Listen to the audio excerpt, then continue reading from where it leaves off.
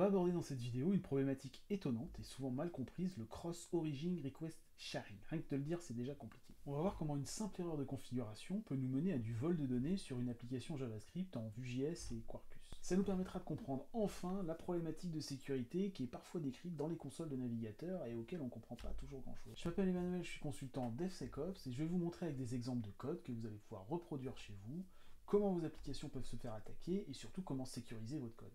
Et bien c'est parti. Non, on ne parlera pas des polyphonies corses. Les exemples que vous verrez dans cette vidéo sont disponibles sur mon GitHub. Vous avez un backend To-Do API configuré avec Quarkus et vous avez un front-end Corse Demo en Vue.js. Pour démarrer les applications, il vous suffit de démarrer le Docker Compose. Après avoir fait une petite config dans le env, vous avez la documentation dans la description et dans les exemples. Alors pour commencer, on va se connecter sur l'application. Alice Password. Alors moi j'utilise Burp pour monitorer le trafic, donc on va pouvoir voir ce qui se passe au niveau du back-end. Ici on a une application qui fait des tâches, donc c'est une task to do. Et là on a un premier message qui est affiché et vous pouvez simplement rajouter des tâches. Donc là je vais rajouter une tâche, Secure Course par exemple, puisque c'est l'objet de ce tutoriel. On va lui donner une due date et on la rajoute et on voit que ça la rajoute avec l'API. Ensuite, vous avez un action log, donc on ne va pas trop l'utiliser dans ce tutoriel, on l'utilisera peut-être dans d'autres tutoriels de ce type. Et ça va loguer tout simplement ce qui se passe. Donc on voit qu'Alice a ajouté un message ici, puisqu'on est connecté en tant que user Alice. Alors qu'est-ce qui se passe au niveau du trafic? Donc là je log avec Burp, donc si vous ne savez pas comment fonctionne Burp, c'est pas grave, l'important c'est de comprendre que le trafic est logué, c'est un proxy, comme on le verrait avec Postman.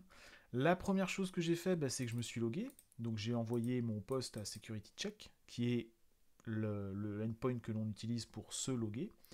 Et j'ai reçu un cookie puisque mon mot de passe était correct. Donc le serveur m'a renvoyé un cookie qui a été stocké par le navigateur. Et le navigateur a ensuite continué à envoyer ce cookie dans les différentes requêtes. Donc cette requête, j'envoie les cookies, etc. etc. Donc ici aussi, j'envoie les cookies. Ici, j'envoie le cookie pour ajouter du contenu, donc là simplement le serveur me répond que ça a été créé. Donc on voit que c'est une application assez simple. Là on a la description des différents messages. Là on a les différents logs qui sont affichés là. Donc c'est ce qui est affiché ici. Je vous laisse aller voir le code si ça vous intéresse. Ce qu'il faut comprendre, c'est simplement que si on n'a pas de cookie, si par exemple je prends ici cette requête, ici elle fonctionne, donc je l'ai envoyée avec mon cookie, si j'enlève le cookie, je n'ai plus le même résultat puisque je ne suis pas autorisé à accéder puisque je n'ai pas de cookie. Donc d'un point de vue sécurité, ce qu'il faut bien comprendre, c'est que j'ai à ma gauche un navigateur qui envoie un message HTTP avec un cookie numéro 1. Le serveur renvoie du contenu lié au numéro 1. Le cookie numéro 2 est différent et là il y a un deuxième utilisateur qui reçoit un contenu différent. Donc c'est ça ce qui se passe quand vous êtes logué quelque part, vous avez votre propre contenu et il y a du contenu qui est pour d'autres utilisateurs, et bien sûr on essaye de bien cloisonner tous ces contenus. Alors petite subtilité, je vais recharger ma page, et je vais regarder à nouveau le trafic. Et donc ce trafic, qu'est-ce qu'il nous montre? Il nous montre qu'on a refait une requête vers todofront.local, et ensuite on a refait deux requêtes vers message et log. Donc on a une sur le domaine todofront.local, donc ça c'est mon domaine de front, et on en a une sur le domaine message, ça c'est mon domaine de backend. Et on remarque que le cookie a bien été envoyé par le navigateur à ce niveau-là, mais il n'a pas été envoyé sur ce domaine-là. Alors imaginons une seconde que ce soit le cas, qu'est-ce que ça aurait comme conséquence? On va supposer que chaque fois qu'on appelle les domaines, on envoie tous les cookies, c'est-à-dire les cookies de tout le monde. Après tout, les cookies ne contiennent pas d'informations qui sont vraiment confidentielles en soi, mais simplement la connaissance de ce cookie poserait un problème, puisqu'en utilisant ce cookie, on pourrait rejouer les requêtes. Donc si on imaginait une seconde qu'à chaque requête, on envoie tous nos cookies, en plus des problèmes que ça poserait, puisque ça poserait des problèmes de place, puisqu'avec tous les cookies qu'on a, on aurait une énorme charge réseau. Le second problème, c'est que si un serveur est corrompu, eh bien l'attaquant du serveur 1, au lieu de sagement lire le cookie 1, il pourra également utiliser le cookie 2 pour aller sur serveur 2. Donc si serveur 1 c'est un obscur site qui a été vérolé, auquel vous ne faites pas attention, et que serveur 2 c'est Google par exemple, vous avez votre compte Google qui est volé. Heureusement, ça ne se passe pas comme ça. Le site todo.com et le site other.com, il y a un cloisonnement entre les deux qui est effectué par le navigateur. Il va envoyer le cookie todo.com uniquement sur le site todo.com et le cookie other.com uniquement sur le site other.com. Comment le navigateur sait à qui envoyer le cookie? Eh bien tout simplement, il sait que le cookie lui a été reçu d'un domaine précis. Il a fait une requête par exemple ici sur Todo API. En faisant cette requête sur Todo API, il a reçu un cookie et il a noté dans son stockage de cookies que ce cookie était lié à ce domaine. Donc il ne le renverra que quand il s'agira de ce domaine. Donc ça veut dire que nos cookies sont cloisonnés sur le domaine cible. Donc le domaine cible auquel on va accéder, le cookie, il fait attention, il note à quel domaine appartient un cookie et ce cookie n'est pas envoyé à un autre domaine, ce qui est plutôt logique. Il y a une deuxième notion qui est très importante pour bien comprendre la sécurité du navigateur, c'est la notion d'origine.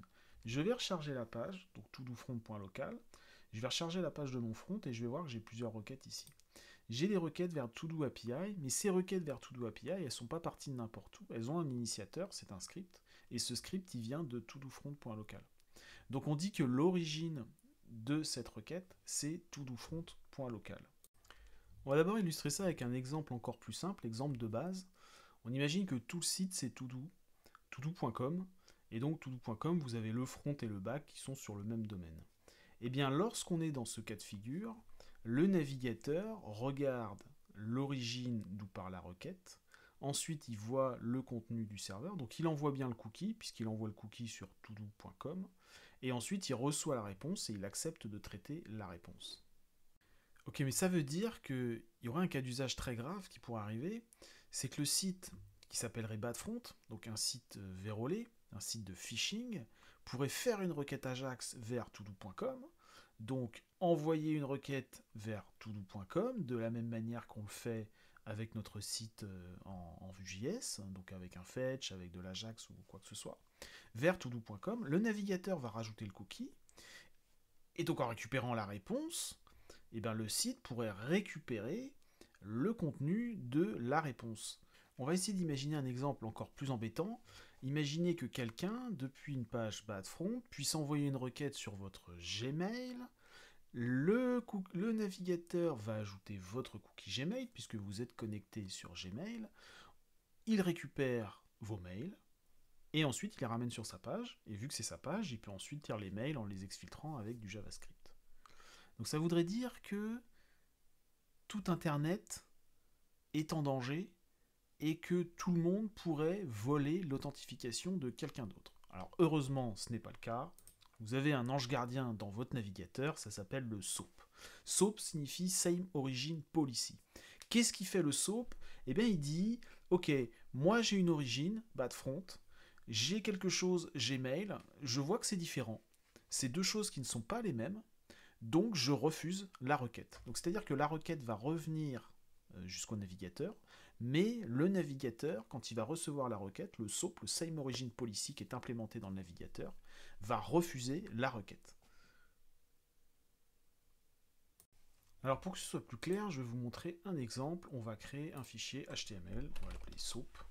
Donc on va garder tout ce qu'on a ici, je vais garder le title, et on va mettre un script pour illustrer ce qui se passe quand on fait de l'Ajax. Je vais faire un fetch sur, on va prendre https://github.com. Je vais prendre la réponse, je vais récupérer la réponse en texte et je vais l'afficher dans la console. Console.log value.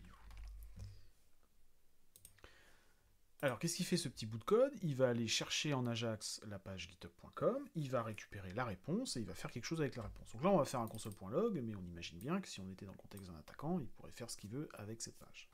Donc là, il n'y a pas de notion de cookie, mais c'est pas grave, ça va nous montrer comment ça se passe. Donc je vais lancer cet exemple ici dans ma page et on va regarder avec l'inspecteur ce qu'il s'est passé. Je vais faire un reload et là, je vois qu'il s'est passé quelque chose d'intéressant. Donc regardons de plus près ce qui s'est passé avec cette requête vers GitHub. Cette requête vers GitHub, elle est en erreur, elle n'a pas été faite. On a un message d'erreur dans la console, et la console ne nous affiche pas le contenu de la page. Donc il s'est bien passé quelque chose qui a empêché cette requête de se faire. Cross-origin request blocked. The same origin policy disallow. Donc en fait, ce qui se passe, c'est que les cross-origin request sharing ou CORS headers sont manquants. Access control allow origin. Donc il est manquant. Et le fait que ce header soit manquant fait que le navigateur refuse de nous transmettre le contenu de la page. Je dis bien, il refuse de nous transmettre. C'est-à-dire que si on regarde ici, on voit que la réponse a été transmise au navigateur. Le navigateur a bien reçu la réponse. Donc GitHub a bien répondu à notre requête GET. Mais en analysant cette réponse, le navigateur en a conclu qu'il n'allait pas transmettre cette réponse au script. Donc c'est-à-dire que le moteur JavaScript ne reçoit pas la réponse. Comment interpréter ça ? Ce qui s'est passé, c'est que le moteur JavaScript, il a créé une requête Ajax. Donc ça, c'est notre requête fetch. Il a créé un message HTTP. Le navigateur lui-même a rajouté des entêtes, l'entête origine dont on va reparler. Il a éventuellement rajouté des cookies, là il n'a pas eu besoin de le faire, et il envoie le tout au serveur. Le serveur reçoit la réponse, et ce qu'il s'est passé avec cette réponse, c'est que le SOAP a déterminé que la requête ne devait pas être transmise au moteur JavaScript. Et c'est pour ça que le code JavaScript, celui-ci notamment, tout celui qui devait traiter la réponse, n'a pas reçu la réponse. Il n'a pas pu travailler avec la réponse puisqu'elle ne lui a pas été transmise par le navigateur. Le SOAP a déterminé que GitHub était différent de l'origine qui était un domaine en localhost. Il a donc estimé qu'il n'y avait pas lieu de transmettre la réponse, que les deux domaines étaient différents. Pour des raisons de sécurité, la requête serait bloquée.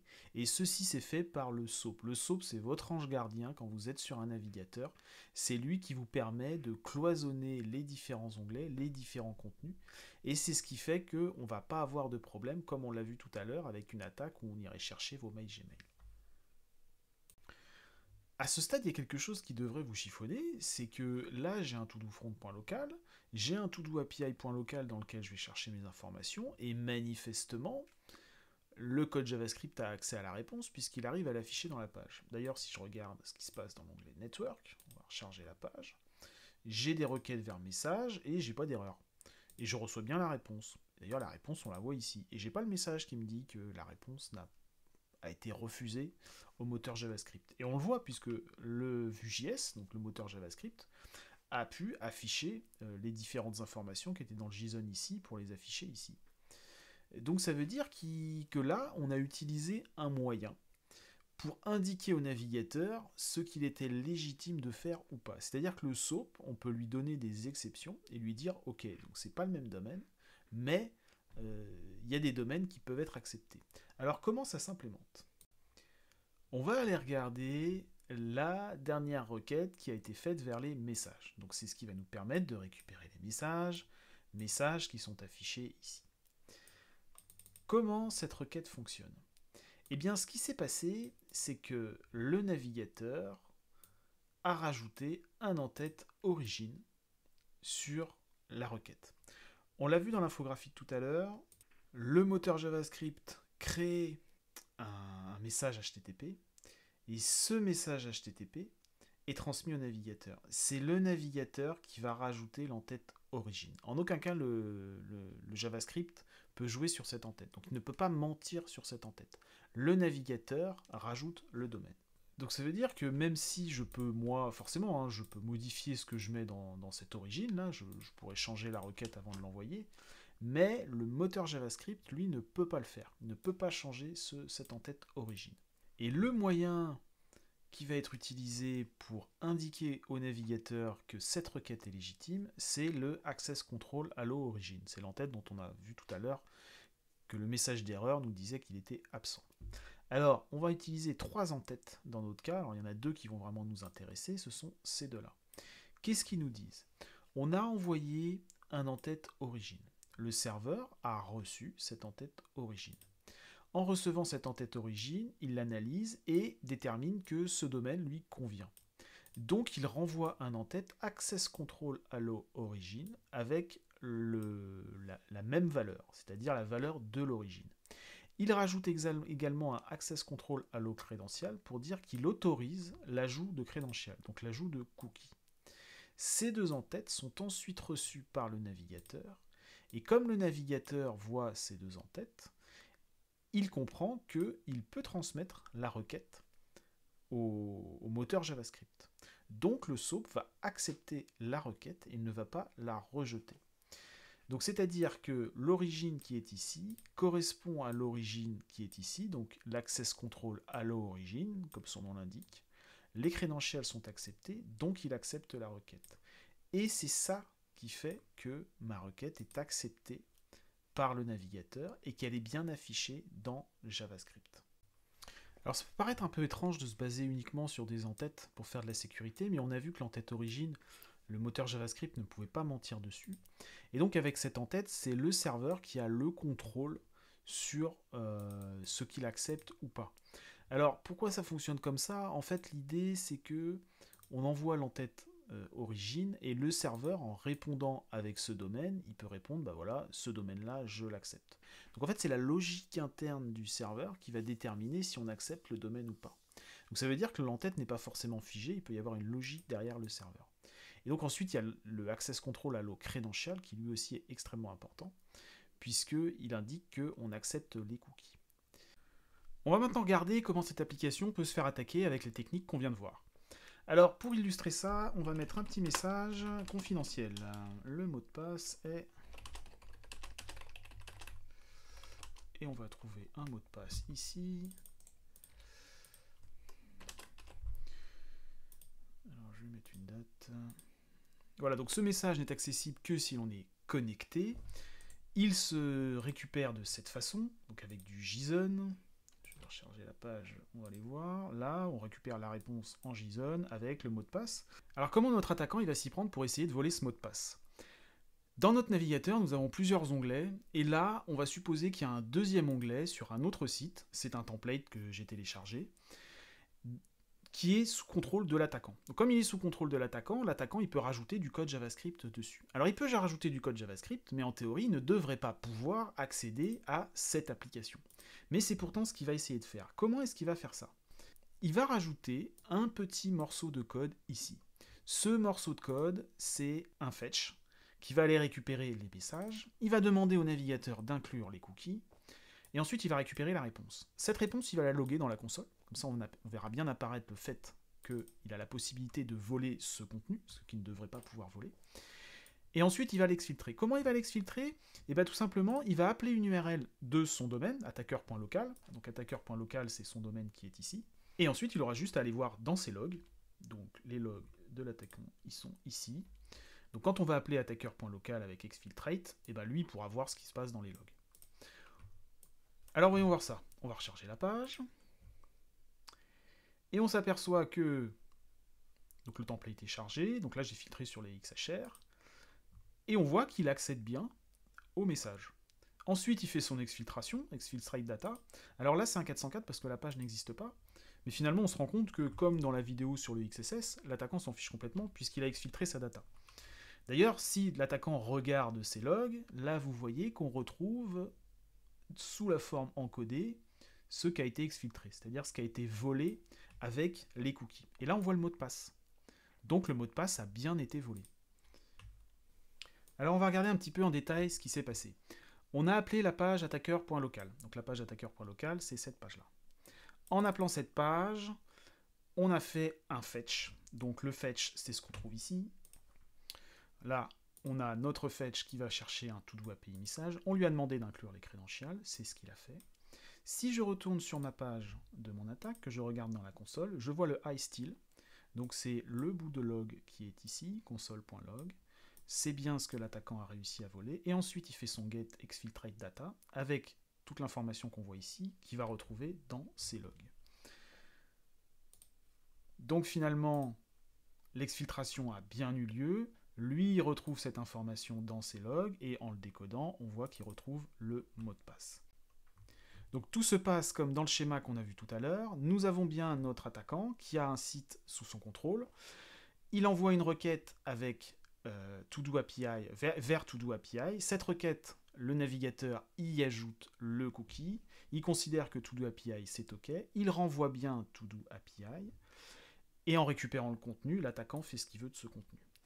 Alors on va maintenant regarder de plus près cette requête qui contient le cookie et qui a permis l'exfiltration, qui a permis à l'attaquant de voler ceci. Qu'est-ce qui diffère de cette requête par rapport à une requête qui serait sur le site ici? Si je refais cette requête, vous voyez, j'ai la requête message qui est légitime là, et j'en ai une qui est légitime ici. Ce qui va changer, c'est l'origine. Donc comme on l'a vu tout à l'heure, l'origine, elle est réécrite par le navigateur, le code JavaScript ne peut pas la changer, et ce qui se passe, c'est que le serveur lui-même a répondu, bah écoute, cette origine, http todo-front.local, elle est ok pour moi. Mais il l'a fait également pour attaqueur.local. C'est-à-dire qu'il a pris ce qu'il y avait dans l'origine, et il a dit, bah ouais, bah ça c'est ok pour moi. Qu'est-ce qui s'est passé? Ce qui s'est passé, c'est qu'en réalité, le serveur n'a pas correctement filtré sa réponse au moment où il répond avec l'entête access control allo origin. Il a bien vu qu'il y avait un entête origin avec attaqueur.local, mais il s'est contenté de le recopier dans le access control allo origin en rajoutant access control allo credential, donc en acceptant d'y rajouter les cookies. Et ça, c'est malheureusement une configuration qui est extrêmement courante, qu'on retrouve dans beaucoup d'endroits. On prend l'entête origine, ça ne fonctionne pas, on voit pas pourquoi, on rajoute du code et on rajoute simplement du code qui accepte tous les domaines. Donc ça nous a permis de nous débloquer ici, c'est-à-dire que notre to-do front, il a bien fonctionné, mais en réalité, quand le domaine était le domaine de l'attaquant, ça a fonctionné aussi. Et donc l'attaquant a été en mesure de faire sa requête fetch. Sa requête fetch n'a pas été rejetée, et comme elle n'a pas été rejetée, il a pu en récupérer le contenu et ensuite l'exfiltrer. Donc il a accès à des informations pour lesquelles nous sommes authentifiés. Et ceci, quelle que soit la force de votre système d'authentification. Vous pouvez avoir du MFA, vous pouvez avoir le système d'authentification le plus puissant, vous pouvez utiliser du SSO de chez Google qui est très sécurisé. Ça ne va pas vous protéger contre ce type d'attaque. Alors on va tenter une première remédiation. Ce qu'on va faire, c'est qu'on a besoin de corriger rapidement. Donc, on va rajouter au niveau du serveur Nginx, donc je vous rappelle que l'application est composée de 3 parties. Il y a un Nginx qui fait frontal, le To-Do API qui est notre backend en Quarkus, et la base de données. Donc ce qu'on va faire, c'est qu'on va modifier la configuration du Nginx et on va mettre les entêtes. Donc on va rajouter les entêtes Access Control Allo Origin, Access Control Allo Credential, Access Control Expose Header. Et ces 3 entêtes vont permettre de créer une configuration de cross-origin, et cette configuration ne pourra plus être changée par l'application. On va désactiver les corses côté applicatif en rajoutant cette variable d'environnement, et on n'aura pas de modification à faire de l'autre côté. Alors comment est-ce que ça va se matérialiser ça? On va rejouer notre attaque, et on va regarder ce qui se passe. Donc ici, j'ai toujours mon application qui fonctionne et notre attaquant qui va retenter la même chose. Donc il a son site vérolé qui est ouvert dans un des onglets. Et ce coup-ci, on va lancer le JavaScript. Et là, c'est la requête message qui ne passe pas. On voit dans la console qu'il y a un petit message. Attempt to fetch from origin attacker.local a été bloqué par la politique corse puisque l'access control à l'origine a cette valeur-là. Donc en fait, maintenant qu'on a fixé la valeur en dur, on n'a plus de problème, puisqu'il n'y a que ce site-là qui est autorisé à faire des requêtes cross-origin, et le navigateur va refuser toutes les autres requêtes.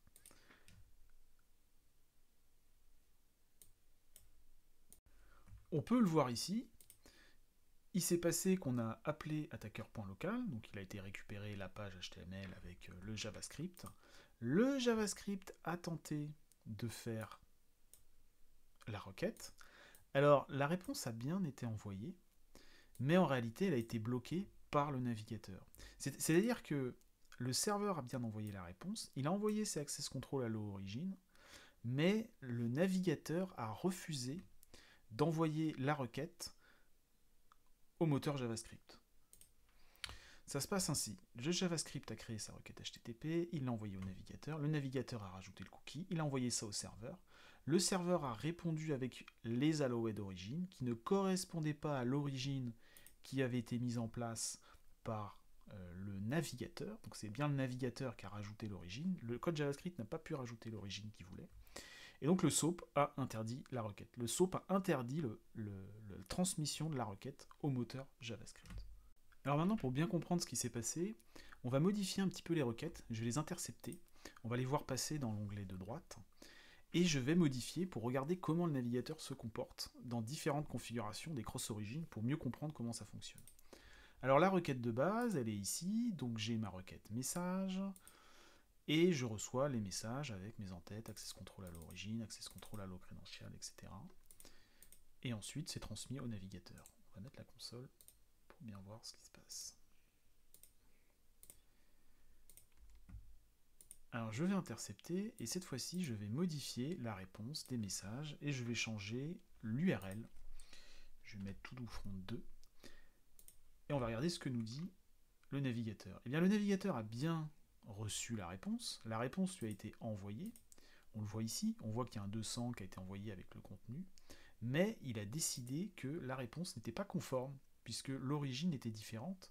On a un todoufront.local ici, et on a un todoufront2.local ici. Donc ça ne fonctionne pas, le navigateur refuse la requête. On va maintenant essayer de modifier le port. On va passer sur le port 30 000 au lieu du port 3000, et on va regarder ce qui se passe. Eh bien il se passe la même chose. Il y a 3 dimensions dans le cross-origin request sharing. L'URL, le port et le scheme. Donc si l'un des 3 est différent, donc là le port est différent, il considère que l'URL est différent et il refuse la requête. C'est pareil si on passe de HTTP à HTTPS. Je reçois ma réponse, je mets du HTTPS. Alors en général c'est dans l'autre sens. En général vous êtes en HTTPS. S'il y a une requête qui arrive avec une origine en HTTP, le navigateur va considérer que peut-être il y a de l'HTTP alors que le site devrait être en HTTPS, alors qu'il y a peut-être une interception de trafic, donc il va la refuser. Alors ici, ça ne fonctionne pas non plus, même si bon, la version HTTPS devrait être plus sécurisée, puisqu'il estime qu'il y a une différence entre le HTTP et le HTTPS, donc ça ne fonctionne pas. Une dernière modification qu'on peut faire, ça va être au niveau du Access Control Allow Credentials. S'il est à false, qu'est-ce qui va se passer s'il est à false? Eh bien c'est pareil, par contre le message est différent. Donc vous voyez que quand on comprend bien les cross-origin request sharing, on voit que le message d'erreur en réalité est assez explicite et assez intéressant pour comprendre ce qui se passe. Simplement le principe au début est un petit peu difficile à saisir.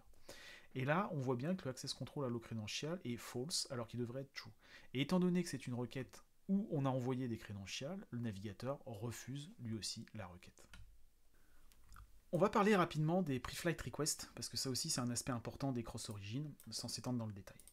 On va essayer d'effacer un item. J'efface mon item et je vois que j'ai une petite erreur dans ma console. Alors qu'est-ce qu'elle me dit cette erreur? Elle me dit que je n'ai pas pu faire une pre-flight request qui n'est pas passée parce que je n'ai pas un statut OK. Alors la pre-flight request, qu'est-ce que c'est? Imaginons qu'on veut faire un post.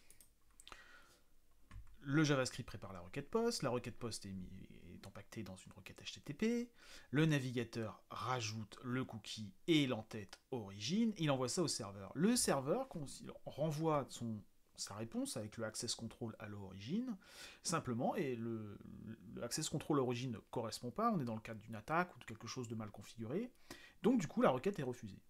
Ok, c'est très bien tout ça, mais le problème c'est que ma requête post, elle a été exécutée. Donc, même si l'attaquant n'a pas la réponse, la requête post a été exécutée. Donc, on a quelque chose qui s'est passé au niveau du serveur, et ça, on ne veut pas l'autoriser. Alors, comment on fait dans ce cas-là? Et bien, dans ce cas-là, on fait ce qu'on appelle une pre-flight request. La pre-flight request, c'est ceci. C'est une requête options qui va dire « je veux faire un post, qu'est-ce que t'en dis ?» Le serveur va répondre, et malheureusement, comme il nous répond avec un 401, le navigateur considère que même si les entêtes sont correctes, donc les entêtes access control à l'origine, etc., donc ces entêtes, ils sont vérifiés de la même façon qu'avec un get, mais comme on a un 401, et d'ailleurs c'est très bien dit dans le message d'erreur, qui est très explicite, on n'a pas un statut OK. Donc ça ne fonctionne pas, on a un petit bug, les logs ne sont pas envoyés quand on supprime l'application. Alors comme on est un petit peu pressé, on va faire une remédiation, toujours au niveau du Nginx, donc ça va nous éviter de retoucher au code, chose qu'on ne peut pas toujours faire dans un environnement d'entreprise, parce que l'application, on ne sait pas trop comment y toucher, l'équipe n'est pas là, ou elle ne travaille plus sur le projet, etc., etc. Donc on va envoyer toujours nos entêtes access control à l'origine, et on va gérer le cas des pre-flight requests, donc on va lui dire, ben voilà, si on demande une requête option, tu vas renvoyer ces entêtes-là avec un 200. Donc on va réessayer notre application avec ceci.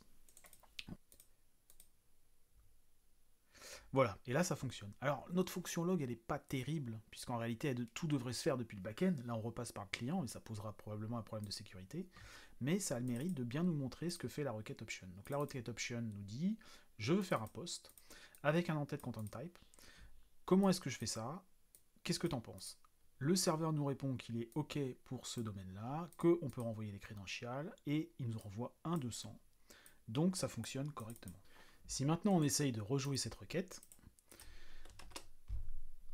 donc ici j'ai ma preflight request qui fonctionne, je vais changer l'entête origine, qui est contrôlée par le navigateur.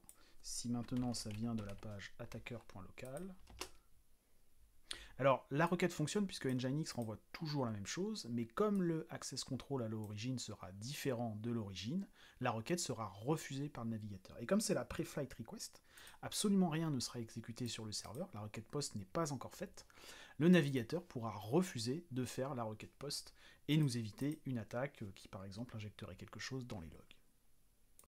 Notre médiation est bonne d'un point de vue sécurité, mais il y a encore une possibilité d'exploitation.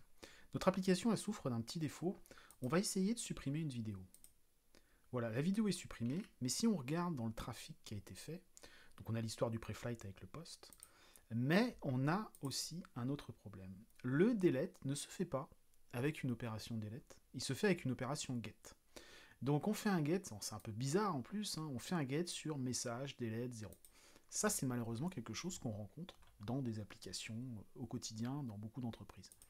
Alors vous pouvez être sûr que le seul argument qu'on pourrait donner contre ça, si vraiment ça existe, c'est de dire que c'est pas fait pour. C'est pas fait pour, et là on va en voir une illustration d'un point de vue de sécurité. On a vu tout à l'heure que les requêtes qui allaient, les requêtes post par exemple, donc les requêtes qui présentaient un risque de modifier quelque chose, devaient faire l'objet d'une pre-flight request. Malheureusement, le moteur, le navigateur, lui, ne connaît pas la sémantique qui est derrière cette URL, donc il va se baser sur la méthode et sur d'autres critères qu'on ne va pas développer ici. Donc on peut se dire que par exemple ici pour notre requête post on a fait une preflight request. Malheureusement ici comme on fait une opération qui change quelque chose avec un get, eh bien ça ne va pas être le cas. Bon, comment notre attaquant il va s'y prendre? Il va faire une série de fetch sur message delete en rajoutant l'ID. On va le faire de 0 à 10 par exemple. Donc là, je vais inclure les credentials et on va ensuite simplement loguer qu'on a fait quelque chose avec la réponse, mais vous verrez que c'est même pas utile. Donc je vais commencer à rajouter une petite série de messages. J'agrandis la fenêtre pour voir ça. Donc on va mettre test, test 2, etc. Donc j'ai une série de messages qui est ajoutée ici. Très bien. Je vais maintenant appeler la page de l'attaquant. On va effacer le trafic pour qu'on y voit bien clair, et on va regarder ce qui se passe dans la console et dans le trafic. Je recharge la page. Alors déjà, j'ai des choses différentes en fonction de l'ID que j'ai. Ça, c'est la première chose. La deuxième chose, c'est que j'ai bien des erreurs corse. Alors si je prends celle-ci par exemple, j'ai une erreur ici. La console me dit que l'origine n'est pas la bonne, donc que je n'aurai pas accès à la réponse. C'est-à-dire que le navigateur m'interdit d'accéder à la réponse. Mais la réalité, c'est que ce n'est pas la réponse qui m'intéressait, c'est plutôt la requête en elle-même. Si je regarde mon trafic ici, j'ai bien des entêtes qui interdiront au navigateur de me répondre, mais j'ai un 204 no content. Or, c'est la réponse qu'on a quand on efface un message. Donc, non seulement j'ai pu effacer les messages, en plus, en faisant la différence entre les corse error et les 404, j'ai pu déterminer les ID des messages, et maintenant, si je retourne sur la page, tous les messages sont effacés. Alors, qu'est-ce qui ne va pas dans mon cas? Mes cross origins sont plutôt corrects, même s'ils sont un petit peu mis en dur, ils fonctionnent d'un point de vue sécurité. Mais je n'ai pas respecté la nomenclature exigée pour les différentes méthodes, c'est-à-dire qu'une méthode get ne doit rien modifier. On doit utiliser par exemple la méthode delete pour effacer quelque chose. Donc, même si j'ai les entêtes access control à l'origine, étant donné que je n'ai pas respecté cette nomenclature, le navigateur pense que en se contentant de ne pas me transmettre la réponse, il m'a protégé. Or, en réalité, il ne fallait pas que la requête soit exécutée. Il aurait fallu faire une pre-flight request. Et pour faire une pre-flight request, une request options, il aurait fallu que ce soit un post ou un delete. Donc en ne respectant pas la nomenclature, sans le savoir, sans s'y attendre, on a rajouté un problème de sécurité alors qu'on avait une remédiation qui fonctionnait. Alors là, selon la taille de votre application, vous avez plus ou moins un problème, puisqu'il va falloir mettre le nez dans l'application pour corriger ça. Et ça, on sait que c'est pas toujours simple, pas toujours possible, et d'un point de vue sécurité, ça prend du temps, et on aimerait bien corriger rapidement. Alors on va essayer de trouver une remédiation qui ne nous oblige pas à réécrire des grandes quantités de code ou à changer l'application. Mon application elle fonctionne avec un fichier env où je peux changer des propriétés rapidement avant de redémarrer l'application. Ce fichier il n'est pas commité, vous retrouverez toutes les informations dans la documentation si vous voulez rejouer les exemples. Vous avez le lien dans la description. Ce qu'on va faire, on va désactiver notre remédiation à base d'entête en dur et on va utiliser le cross-origin du framework. Donc je vais changer cette propriété-là et je vais bien régler celle-ci. Alors on va regarder un petit peu la doc. Donc les deux propriétés qui vont m'intéresser, c'est ceci. Je vais activer le coarse filter et ensuite je vais régler correctement l'origine. Vous voyez, si j'en ai plusieurs, je peux mettre des virgules, etc.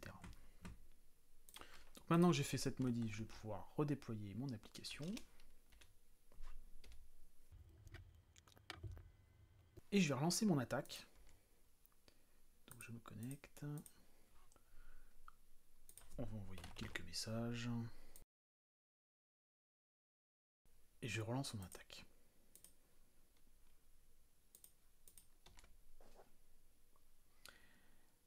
Alors là, ça a changé du point de vue de l'attaquant. Là, on voit déjà que les requêtes n'ont pas fonctionné. Alors, pourquoi elles n'ont pas fonctionné? Et surtout, est-ce que l'application est attaquée? Eh bien là, on voit qu'on a encore nos messages. Donc l'attaque n'a pas fonctionné, les requêtes ont été rejetées. Alors regardons dans le trafic pour essayer de comprendre pourquoi.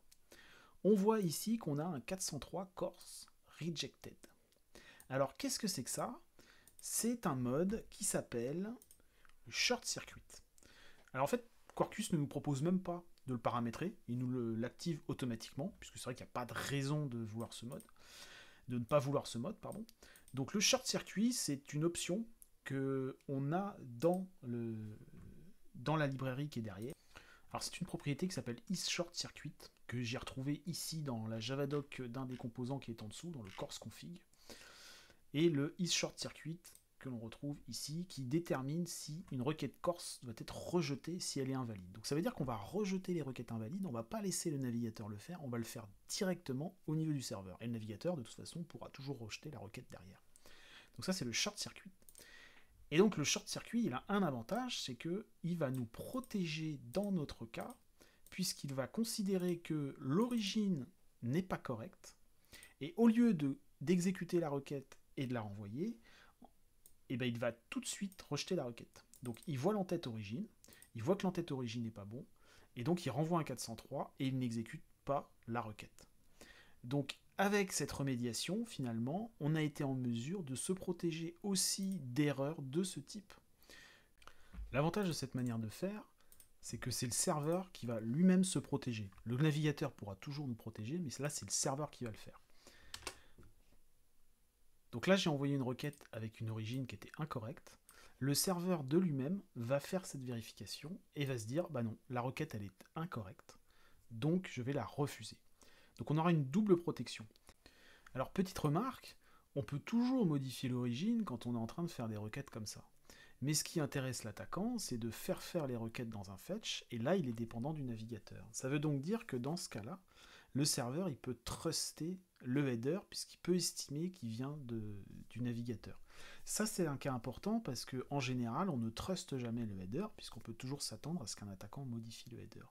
Mais comme dans notre cas, l'attaquant doit envoyer ça dans un contexte de fetch, eh bien l'entête origine sera définie par le navigateur, et comme il est défini par le navigateur, l'attaquant ne pourra pas le modifier. Donc, en se basant sur cette entête, on peut se contenter de rejeter la requête, et une fois que la requête sera rejetée, le navigateur il ne verra pas les entêtes corse, donc lui-même il va rejeter la requête. Mais on s'est protégé d'une configuration qui était incorrecte, et ça a pu nous rajouter une couche de sécurité, et sans avoir à modifier l'application, là on est vraiment protégé contre des problèmes de cross-origin. Eh bien merci d'avoir suivi cette vidéo, j'espère que vous l'avez trouvée instructive, vous pouvez vous abonner si vous ne souhaitez pas rater la suite. J'espère surtout que vous avez mieux compris les cookies, les problématiques autour des cross-origines qui, admettons-le, ne coulent pas de source. Dans la suite de cette série, on va parler des cookies spécifiquement et on va s'intéresser aux flags autour des cookies, de toutes les subtilités autour des cookies, et vous allez voir qu'il y a beaucoup de choses qui sont assez étonnantes autour de cette technologie et qu'il est très important de bien comprendre quand on veut bien développer et bien sécuriser ses applications. A bientôt.